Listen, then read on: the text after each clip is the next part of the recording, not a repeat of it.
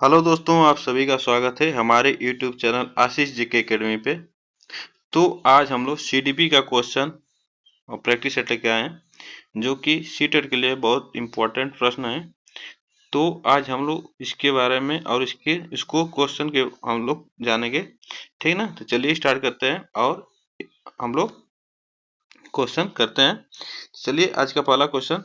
और इससे पहले आप लोग जो लोग नए जुड़ रहे हैं, चैनल को सब्सक्राइब कर लें और बेल आइकन को दबा लें, जिससे वीडियो का नोटिफिकेशन आप तक पहुंचता रहे। तो चलिए आज का पहला क्वेश्चन स्टार्ट करते हैं, ठीक।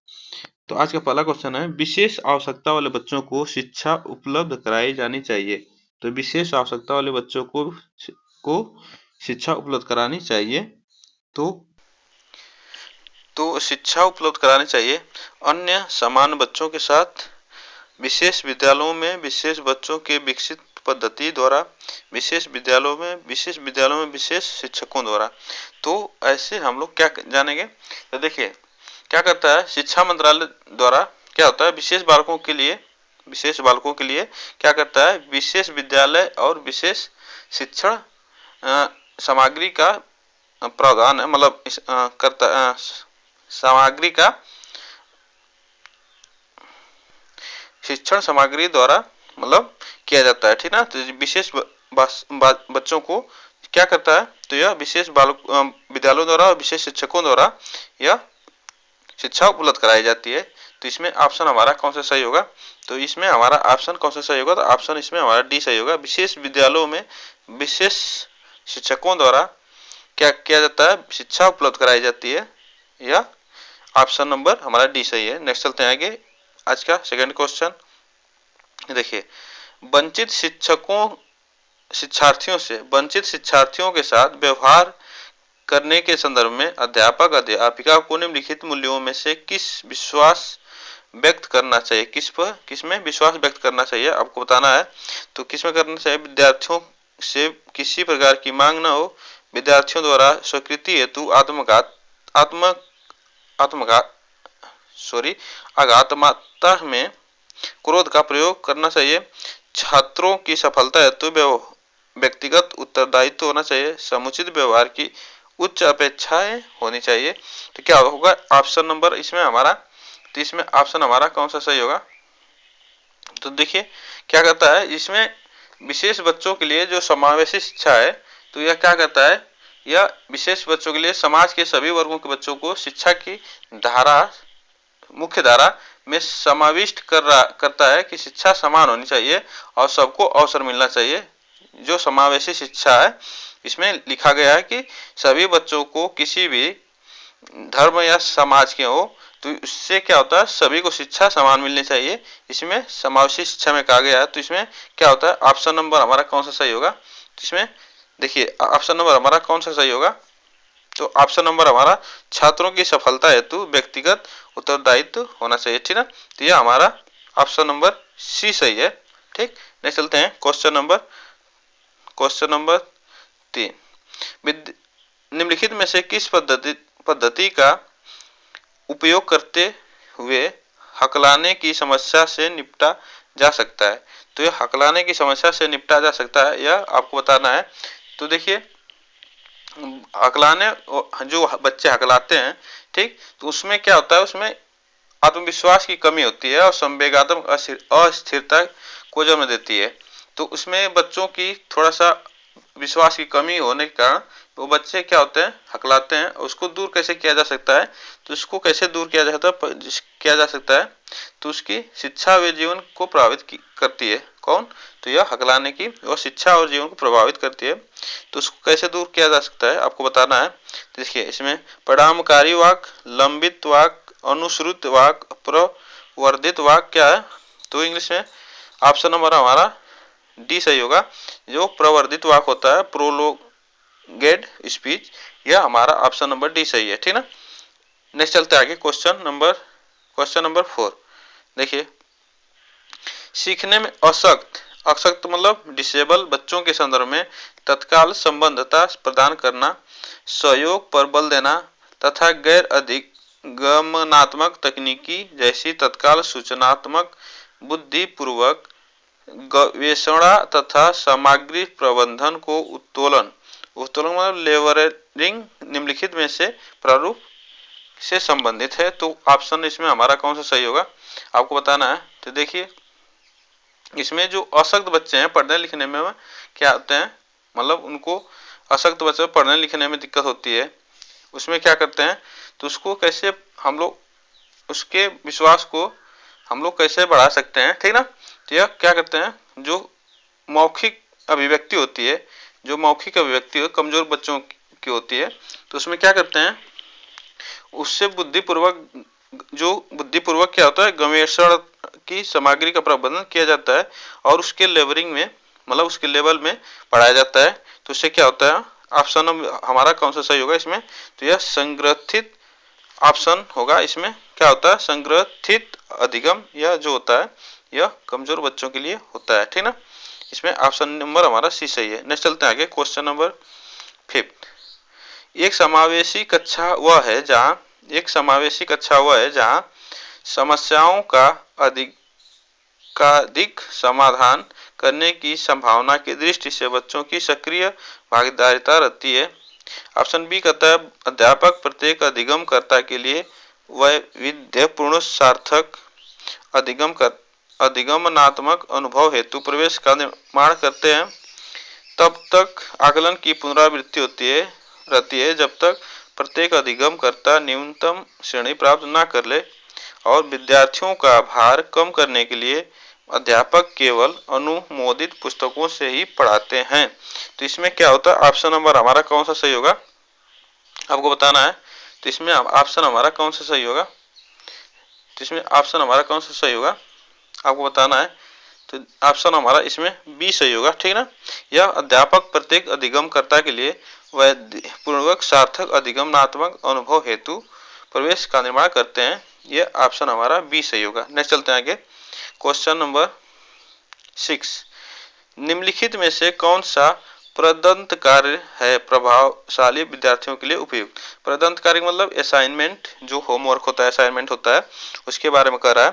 तो इसमें क्या होता है, विभिन्न विषयों को ध्यान में रखते हुए विज्ञान की एक नई आदर्शतम पुस्तक का निर्माण करना, संपूर्ण कक्षा की अपेक्षा उसे अपनी पाठ्य पुस्तक को शीघ्र समाप्त करने देना, अन्य विद्यार्थियों की तुलना में समान प्रकार के परंतु अपेक्षाकृत अधिगम अभ्यास, और ऑप्शन डी क्या कर रहा है उसे अपने समवयस्की साथियों को अनुशिक्षण देने के लिए कहना ताकि उसकी शक्ति को शिक्षा मिल सके तथा वह व्यक्त रह सके। तो इसमें ऑप्शन हमारा कौन सा सही होगा आपको बताना है। तो ऑप्शन हमारा कौन सा सही होगा, जिसमें ऑप्शन हमारा कौन सा सही होगा, देखिए ऑप्शन इसमें हमारा विभिन्न विषयों को ध्यान में रखते हुए विज्ञान की एक नई आदर्शतम पुस्तक का निर्माण करना, ये ऑप्शन हमारा इसमें सही होगा, ठीक ना। ऑप्शन इसमें हमारा ए सही होगा। तो हमारा इसमें ऑप्शन क्या होगा, ये सही होगा, ठीक ना। तो चलिए नेक्स्ट चलते हैं आगे, क्वेश्चन नंबर 7। क्वेश्चन नंबर 7 थोड़ा सा बड़ा है, ठीक, तो इसको हम लोग थोड़ा सा पढ़ लेते हैं इस तरह। विद्यालय छोड़ने वाले विद्यार्थियों के नियंत्रण की दृष्टि से सरकारी संगठनों द्वारा संस्था के स्तर पर विभिन्न उपाय किए गए हैं। निम्नलिखित में से कौन सा कारण संस्थापित स्तर से जुड़ा है जिसके कारण बच्चे विद्यालय छोड़ देते हैं। तो जिसके कारण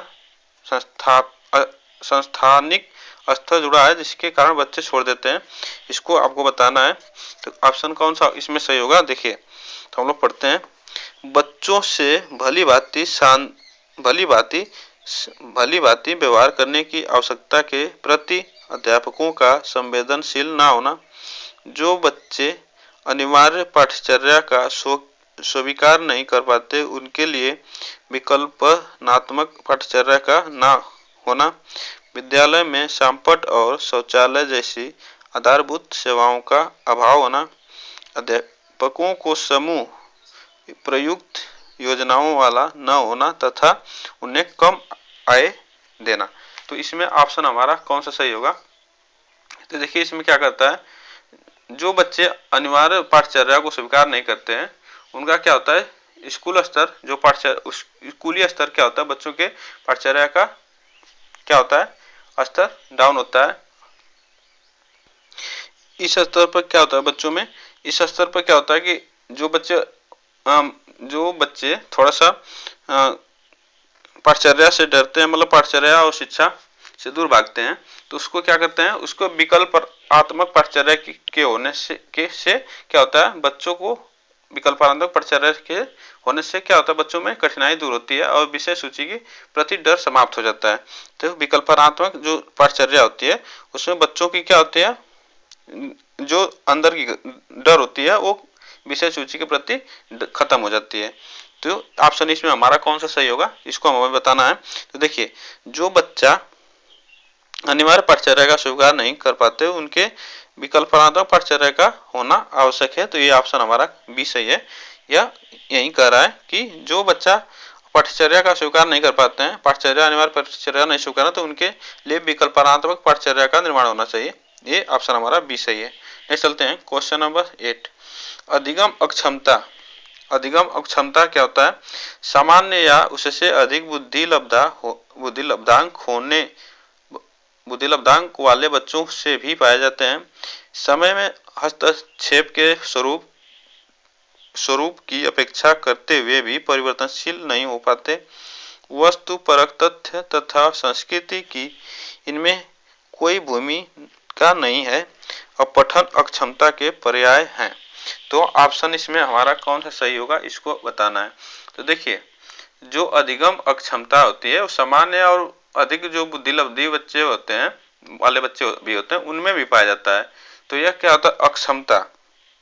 अक्षमता क्या होता है, तो उसमें जो बच्चे, उसमें भी जो अच्छे बच्चे होते हैं, प्रतिभाशाली बच्चे हैं, उनमें भी पाया जाता है, ठीक ना। जैसे अशक्त वाले बच्चे, अधिगम अशक्त, जैसे अधिगम डिसेबल जो बच्चे होते हैं उनमें भी ये बीमारी पाई जाती है। जैसे dyslexia, dyscalculia, dysgraphia, dysphagia, dysthymia, ये सब जो अधिगम अक्षमता है ये पाई जाती है बच्चों में। तो यह ऑप्शन हमारा कौन सा सही होगा, तो यह ऑप्शन हमारा ये सही होगा, जो कि सामान्य या अधिक बुद्धिलब्धि वाले बच्चे जो भी होते हैं उसमें भी अधिगम अक्षमता पाई जाती है। तो ऑप्शन हमारा इसमें क्या सही होगा, तो ये सही होगा। नेक्स्ट चलते हैं क्वेश्चन नंबर 9।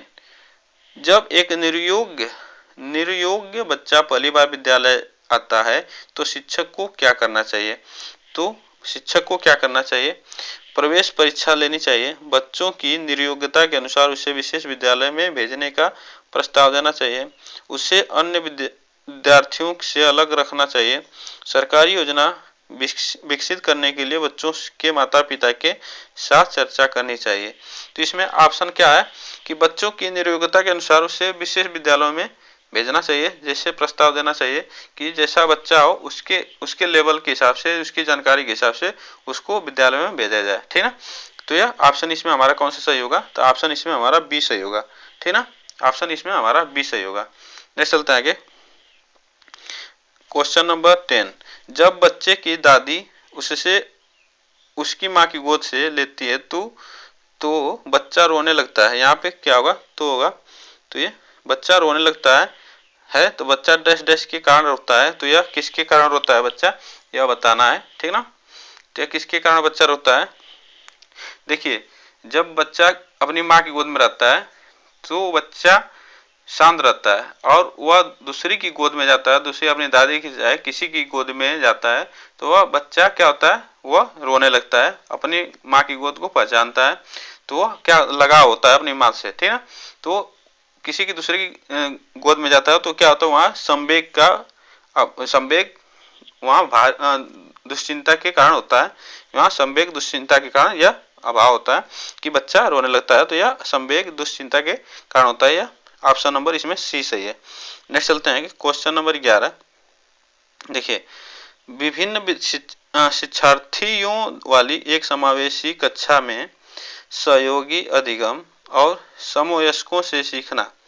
तो सहयोगी अधिगम और समवयस्कों से सीखना क्या कहलाता है, सक्रिय रूप से उत्साहित किया जाना चाहिए और प्रतियोगिता को बढ़ावा देना चाहिए, केवल कभी कभी ही प्रयोग किया जाना चाहिए क्योंकि यह सहपाठियों से तुलना को बढ़ावा देता है। सक्रिय रूप से प्रोत्साहित किया जाना चाहिए जिससे कि समवयस्कों की सक्रियता बढ़े, ठीक ना। और कार्य कार्यान्वित कार्यान्वित कार्यान्वित नहीं किया जाना चाहिए और कुछ विद्यार्थियों को क्षमताओं के अनुसार अलग अलग किया जाना चाहिए। इसमें ऑप्शन हमारा कौन सा सही होगा इसको बताना है, ठीक ना। तो देखिए समावेशी शिक्षा में क्या करता है, विविध शिक्षार्थियों को, जो विविध शिक्षार्थियों होते हैं उसमें क्या होता है, अधिगम को समवयस्कों से सीखना सक्रियता के रूप में प्रोत्साहित करता है। जो समावेशी शिक्षा में कहा गया है, जो कि सक्रिय जो सहयोगिता होती है, जो अधिगम सहयोगिता होती है, तो यह समवयस्कों से मतलब अपने से बड़े लोगों से क्या है, समाज में सीखना चाहिए और सक्रिय रूप से सीखना चाहिए और उसको क्या होना, प्रोत्साहित करना चाहिए। तो इसमें ऑप्शन हमारा कौन सा सही होगा, तो देखिए सक्रिय रूप से प्रोत्साहित किया जाना चाहिए जिससे कि समवयस्कों की सक्रियता को बढ़े, ठीक। तो ऑप्शन इसमें हमारा बी सही है, ठीक ना। ऑप्शन इसमें हमारा बी सही है। तो आज के लिए बस इतना है, फिर मिलते हैं नेक्स्ट वीडियो में, तब तक के लिए थैंक यू सो मच। आज के लिए बस इतना है। अब वीडियो अच्छी लगी हो तो चैनल को सब्सक्राइब कर लें और बेल आइकन को दबा के रखें जिससे वीडियो का नोटिफिकेशन आप तक पहुंचता रहे। तो आज के लिए बस इतना है, फिर मिलते हैं नेक्स्ट वीडियो में, तब तक थैंक यू।